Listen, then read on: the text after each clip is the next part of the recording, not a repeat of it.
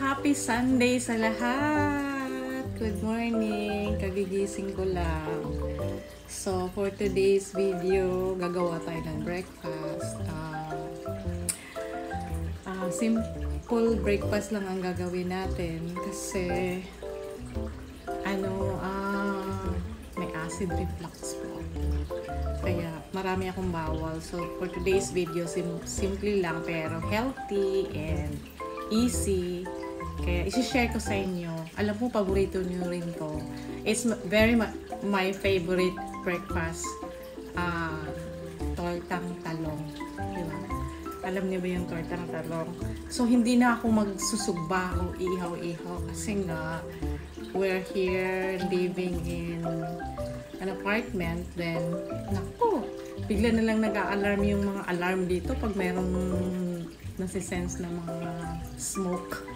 Kaya very sensitive ang smoke alarm namin. So, for today's video, isi-share ko sa inyo ang breakfast ko. Konting ingredients lang po ito. So, ito yung eggplant or talong. Ito siya. So, hindi na natin isusugba or ihawin kasi to avoid baka pupunta na naman dito yung 911, yung fire truck. Kasi hindi nila ina-off yung alarm hanggat hindi sila makakarating sa. Here is my ingredients. It's eggplant. Sina-chop ko lang siya. Chop lang siya. Actually, a half lang to ng the whole eggplant. Diba? Ang dami na. So, we're gonna use also ang pinaka-paborito at dapat hindi siya mawawala sa mga luto. Ang garlic. Bawal. Yan. So, bawal kasi sa akin ng too much oily. So, we're gonna use bacon. This one. Ayan, nag-chop ako ng bacon. So, ito yung pinaka-serve na oil natin. So, lulutuin natin to. Ang bacon kasi nagpuproduce ng oil, di ba? So, ito siya. Then, of course, ang itlog. Kasi hindi naman magiging torta ang talong kung walang egg. So, tatlo talaga yung gagamitin natin. Kasi ako lang mag-isa eh. Kaya ko kainin kung anong gusto kong kainin. Di ba? So, ito lang siya. Ito lang yung ingredients. Konti lang. Of course, syempre, lalagyan natin ng salt. Na asin. Diba? Ayan, konting salt. And egg. Oops. Ayan. Tapos, syempre, bit natin. Kumusta naman ang lahat? It's Sunday here in Canada. So, wala naman akong pasok kaya kung ano-ano na lang maisip. Then, my daughter has work today. So, ako lang talaga mag-isa dito. Ayan. So,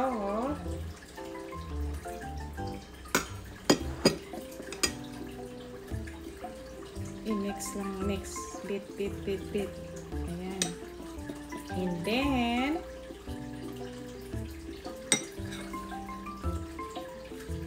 syempre, i-on natin yung i-on natin ang ating stove.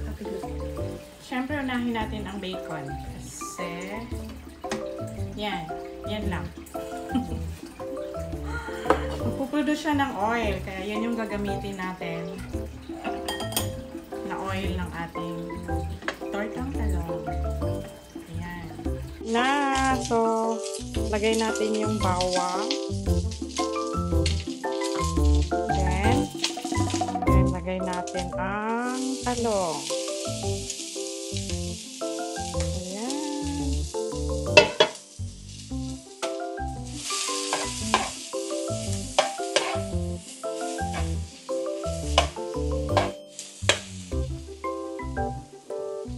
Then, takpan lang natin siya.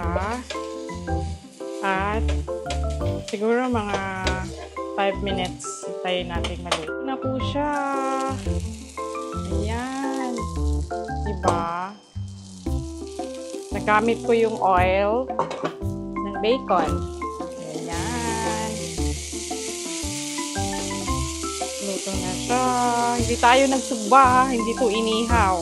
Chinap ko lang siya, ginisa. Ginisang tortang talong. What? Huh?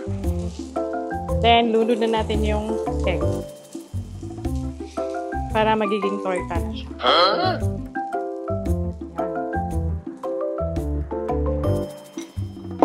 Yum, yum. Spread lang natin.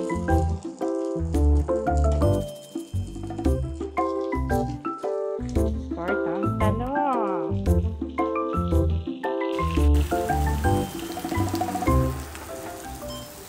Ayan na po ating tortang talong. Medyo nasira lang yung beauty niya. Pagbaliktad ko ay nasira siya. Huh? Pero, ganun din naman. Torta pa rin. Tortang talong pa rin pagkakainin mo. Ayan. Ito na po. Ito na siya. Tortang talong. Kain na tayo, mga mami. Thanks for watching. Bye. Happy Sunday, everyone.